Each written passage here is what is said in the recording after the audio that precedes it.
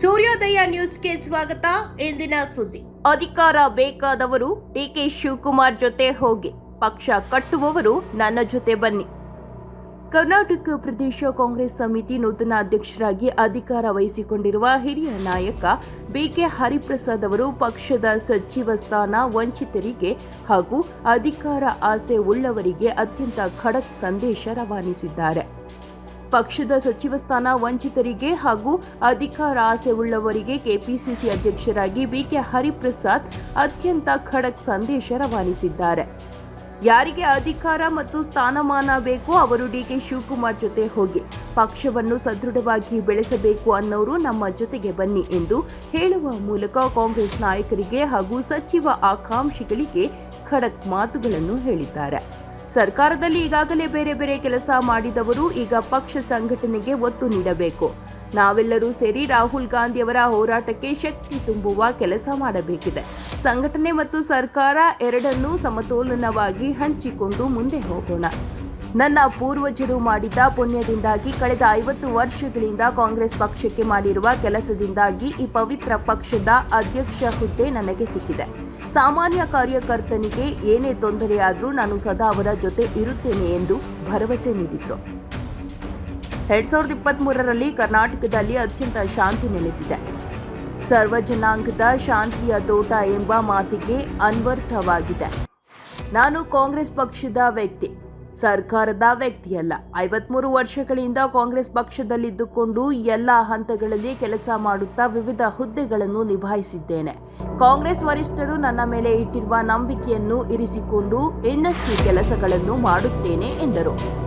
ನಮ್ಮೆಲ್ಲರ ಅಚ್ಚುಮೆಚ್ಚಿನ ನಾಯಕಿ ಸೋನಿಯಾ ಗಾಂಧಿ ಅವರ ಆಶೀರ್ವಾದದ ಮೇಲೆ ಕಾಂಗ್ರೆಸ್ ಪಕ್ಷದ ಅಧ್ಯಕ್ಷರಾಗಿರ್ತಕ್ಕಂಥ ಶ್ರೀಮಾನ್ ಮಲ್ಲಿಕಾರ್ಜುನ್ ಖರ್ಗೆ ಅವರು ಮತ್ತು ಲೋಕಸಭೆಯಲ್ಲಿ ವಿರೋಧ ಪಕ್ಷದ ನಾಯಕರಾಗಿರ್ತಕ್ಕಂಥ ರಾಹುಲ್ ಗಾಂಧಿ ಅವರು ಮತ್ತು ಆಲ್ ಇಂಡಿಯಾ ಕಾಂಗ್ರೆಸ್ ಕಮಿಟಿಯ ಪ್ರಧಾನ ಕಾರ್ಯದರ್ಶಿಗಳಾಗಿರ್ತಕ್ಕಂಥ ಪ್ರಿಯಾಂಕಾ ಗಾಂಧಿ ಅವರು ಮತ್ತು ಸಂಘಟನೆಯ ಪ್ರಧಾನ ಕಾರ್ಯದರ್ಶಿಗಳಾಗಿರ್ತಕ್ಕಂಥ ಕೆ.ಸಿ. ವೇಣುಗೋಪಾಲ್ ರವರು ಮತ್ತು ಸುರ್ಜೇವಾಲಾ ಅವರು ಎಲ್ಲ ದೃಷ್ಟಿಕೋನದಿಂದಲೂ ಸಹ ನೋಡಿ ಈ ಕರ್ನಾಟಕ ಪ್ರದೇಶ ಕಾಂಗ್ರೆಸ್ ಕಮಿಟಿಯ ಅಧ್ಯಕ್ಷರಾಗಿ ನನ್ನನ್ನು ನೇಮಕ ಮಾಡಿರ್ತಕ್ಕಂಥದ್ದು ನನಗೆ ಬಹಳ ಸಂತೋಷದ ಸುದ್ದಿ.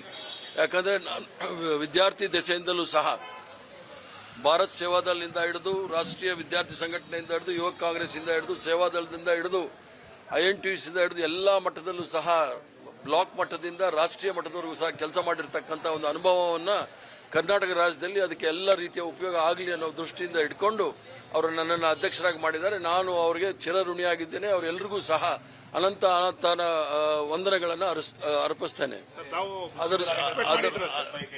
ನಾನು ಯಾವತ್ತೂ ಸಹ ಸಚಿವ ಸ್ಥಾನಕ್ಕೆ ಹೋಗ್ಬೇಕು ಅಂತ ಹೇಳಿಲ್ಲ. ನೀವು ಓದ್ಸಲಿ ನಂದೆಲ್ಲ TV ಚಾನೆಲ್ಗಳಲ್ಲಿ ಅದರಲ್ಲೂ ಸಹ ಇರ್ಷಾದ್ ಅಂತ ಹೇಳಿ ಒಬ್ಬರು ನನ್ನ ಇಂಟರ್ವ್ಯೂ ಮಾಡಿದ್ದು ಅದ್ರಲ್ಲಿ ಬಹಳ ಸ್ಪಷ್ಟವಾಗಿ ಹೇಳಿದ್ದೇನೆ. ನಾನು ಅಧಿಕಾರಕ್ಕೆ ಇರ್ತಕ್ಕಂಥವನಲ್ಲ. ನಾನು ಕಾಂಗ್ರೆಸ್ ಪಕ್ಷದ ಒಂದು ಸಿಪಾಯಿ, ಕಾಂಗ್ರೆಸ್ ಪಕ್ಷದ ಒಂದು ಕಟ್ಟಾಳು ಮತ್ತು ಅದರ ಕಾರ್ಯಕರ್ತನಾಗಿ ಕಾಂಗ್ರೆಸ್ ಪಕ್ಷದ ತತ್ವ ಸಿದ್ಧಾಂತ ಮತ್ತು ಸಂವಿಧಾನ ಮತ್ತು ಏನು ನಮ್ಮ ಪೂರ್ವಜರು ಮಹಾತ್ಮ ಗಾಂಧಿ ಅವರಿಂದ ಹಿಡಿದು ಪಂಡಿತ್ ಜವಾಹರ್ಲಾಲ್ ನೆಹರು ಅವರಿಂದ ಹಿಡಿದು ಸರ್ದಾರ್ ವಲ್ಲಭಾಯ್ ಪಟೇಲಿಂದ ಹಿಡಿದು ಮೌಲಾನಾ ಅಬ್ದುಲ್ ಕಲಾಂ ಆಜಾದಿಂದ ಹಿಡಿದು ಎಲ್ಲರೂ ಸುಭಾಷ್ ಚಂದ್ರ ಬೋಸ್ರವರು ಎಲ್ಲರೂ ಸಹ ಈ ರಾಷ್ಟ್ರಕ್ಕೆ ಕೊಟ್ಟಿರ್ತಕ್ಕಂಥ ಕೊಡುಗೆ ಇದನ್ನ ಕಾಪಾಡಿಕೊಂಡು ಹೋಗ್ತಕ್ಕಂಥ ಜವಾಬ್ದಾರಿ ನನ್ನ ಮೇಲಿದೆ. ಇದನ್ನ ಮುಂದಿನ ಪೀಳಿಗೆಗಳಿಗೆ ಏನು ನಮ್ಮ ಪೂರ್ವಜರು ಸ್ವತಂತ್ರ ಹೋರಾಟದಲ್ಲಿ ನಮಗೆ ಕೊಟ್ಟು ಹೋಗಿದ್ದಾರೆ ಅದನ್ನ ಬಹಳ ಭದ್ರವಾಗಿ ಸುಭದ್ರವಾಗಿ ಮುಂದಿನ ಪೀಳಿಗೆಗಳಿಗೆ ಕೊಟ್ಟು ನಾವು ಮುಂದೆ ಹೋಗ್ಬೇಕಾಗತ್ತೆ. ಆದ್ರಿಂದ ಬಹುದೊಡ್ಡ ಜವಾಬ್ದಾರಿ ಇದೆ. ಏನು ರಾಷ್ಟ್ರ ಕವಲು ದಾರಿಯಲ್ಲಿರೋ ಸಂದರ್ಭದಲ್ಲಿ ಏನು ನಮ್ಮ ಪೂರ್ವಜರು ಈ ರಾಷ್ಟ್ರಕ್ಕೆ ಮತ್ತು ಈ ಜನಸಾಮಾನ್ಯರಿಗೆ ಭಾರತದ ಪರಿಕಲ್ಪನೆಯನ್ನು ಕೊಟ್ಟಿದ್ರೆ ಅದನ್ನ ಬಹಳ ಸುಭದ್ರವಾಗಿ ಅದನ್ನ ಮುಂದಿನ ಪೀಳಿಗೆ ಕೊಡ್ತಕ್ಕಂಥ ಜವಾಬ್ದಾರಿ ನಮ್ಮ ಮುಂದೆ ಇದೆ. ಒಕ್ಕಲಿಗ ಪ್ಲಸ್ OBC ಅನ್ನೋ ಕಾಂಬಿನೇಷನ್ ಒಂದ್ ರೀತಿ ಈಗ ನೀವು ಡಿಕೆ ಶಿವಕುಮಾರ್ ಮತ್ತೆ ನೀವು ಒಂದ್ ರೀತಿ ಜೋಡೆತ್ತಿನ ತರ ನೋಡಿ. ನಾನು ಹಿಂದುಳಿದ ವರ್ಗದವನು ಮುಂದುಳಿದವನಂತಲ್ಲ. ನಾನು ಬಹಳಷ್ಟು ಮುಂದುವರೆದವ್ರಕ್ಕಿಂತ ಮುಂದುವರೆದಿರತಕ್ಕಂಥವನು. ನಾನು ಕಾಂಗ್ರೆಸ್ ಪಕ್ಷದ ಸಿಪಾಯಿ. ಇದರಲ್ಲಿ ಎಲ್ಲರೂ ಸಹ ಆಲದ ಮರದ ಇದ್ದಾಗೆ ಎಲ್ಲರೂ ಸಹ ಇದರ ಅಡಿಗೆ ಬರ್ತಾರೆ. ಇದರ ಏನು ಸಿದ್ಧಾಂತ ಇದೆ ಅದನ್ನು ತಗೊಂಡು ಮುಂದೆ ಹೋಗ್ತೀವಿ. ಶಿವಕುಮಾರ್ ಅವರು ಸಹ ಯುವಕರಿದ್ದಾರೆ, ಸಂಘಟನೆಯಲ್ಲಿ ಕೆಲಸ ಮಾಡಿದ್ದಾರೆ, ಪ್ರದೇಶ ಕಾಂಗ್ರೆಸ್ ಕಮಿಟಿ ಅಧ್ಯಕ್ಷರಾಗಿದ್ದರು, ಈಗ ಮುಖ್ಯಮಂತ್ರಿ ಆಗಿದ್ದಾರೆ. ಜೊತೆಗೆ ಡಾಕ್ಟರ್ ಪರಮೇಶ್ವರ್ ಅವರಿದ್ದಾರೆ ಉಪಮುಖ್ಯಮಂತ್ರಿಗಳಾಗಿ. ಎಲ್ಲರೂ ಸಹ ಸೇರಿ ಏನು ನಮ್ಮ ಶ್ರೇಷ್ಠ ನಾಯಕತ್ವ ಇದೆ, ಸೋನಿಯಾ ಗಾಂಧಿಯವರು, ಮಲ್ಲಿಕಾರ್ಜುನ್ ಖರ್ಗೆರವರು, ರಾಹುಲ್ ಗಾಂಧಿಯವರು, ಪ್ರಿಯಾಂಕಾ ಗಾಂಧಿಯವರು ಮತ್ತು ವೇಣುಗೋಪಾಲ್ ರವರ ನಾಯಕತ್ವದಲ್ಲಿ ರಾಜ್ಯವನ್ನ ಮುಂದೆ ತೆಗೆದುಕೊಂಡು ಹೋಗ್ತಕ್ಕಂಥ ಕೆಲಸವನ್ನು ಮಾಡ್ತೇವೆ. 2028ಕ್ಕೆ ನೀವು ಸಿಎಂ ಕ್ಯಾಂಡಿಡೇಟ್ ಅಂತ ಮೆಸೇಜ್ ಕೊಟ್ಟಿರುವಂತದ್ದು ಯಾರು ಈಗ ಪಕ್ಷದ ಅಧ್ಯಕ್ಷರನ್ನ ಸಿಎಂ ಈಗ ನೀವೆಲ್ಲ ಹೇಳ್ತಕ್ಕಂಥದ್ದು ಅದು ವಾಟ್ಸಪ್ ಯೂನಿವರ್ಸಿಟಿಯಿಂದ ಬರೋ ಮೆಸೇಜಸ್. ಈಗ ಇರ್ತಕ್ಕಂಥದ್ದು ನನಗೆ ದೊಡ್ಡ ಜವಾಬ್ದಾರಿ. ಅದನ್ನೇ ಹೇಳಿದ್ರು, ರಾಷ್ಟ್ರ ಕವಲು ದಾರಿಯಲ್ಲಿ ನಿಂತಿರುವಾಗ ಸಂವಿಧಾನಿಕ ಸಂಘಗಳನ್ನು, ಸಂಸ್ಥೆಗಳನ್ನು ದುರುಪಯೋಗ ಪಡಿಸಿಕೊಂಡು SIR ಮೂಲಕ, CAA ಮೂಲಕ ನೈಜ ಮತದಾರರನ್ನ ಅವರನ್ನ ಪದಚ್ಯುತಿ ಕೊಡಿಸ್ತಕ್ಕಂಥ ಕೆಲಸವನ್ನು ಮಾಡ್ತಾ ಇದ್ದಾರೆ. ಇದರ ವಿರುದ್ಧ ಹೋರಾಟ ಮಾಡಬೇಕಾಗುತ್ತೆ. ಭಾರತದ ಪರಿಕಲ್ಪನೆ 1947ನೇ ಇಸ್ವಿಯಿಂದ ಪ್ರಾರಂಭ ಆಗಿರ್ತಕ್ಕಂಥದ್ದು. ಇದನ್ನು ಭದ್ರವಾಗಿ ಕಾಪಾಡಬೇಕಾದ್ರೆ ಎಲ್ಲ ಧರ್ಮ, ಜಾತಿ, ಭಾಷೆಗಳನ್ನೆಲ್ಲ ಒಟ್ಟಿಗೆ ತೆಗೆದುಕೊಂಡು ಹೋಗಬೇಕಾಗುತ್ತೆ. ಅದರ ವಿರುದ್ಧ ಷಡ್ಯಂತ್ರ ಇರೋರನ್ನ ಹೋರಾಟ ಮಾಡಬೇಕಾಗಿದೆ ವಿನಃ ಅಧಿಕಾರ ಮತ್ತು ಪದವಿ ಬಹಳ ಮುಖ್ಯ ಅಲ್ಲ.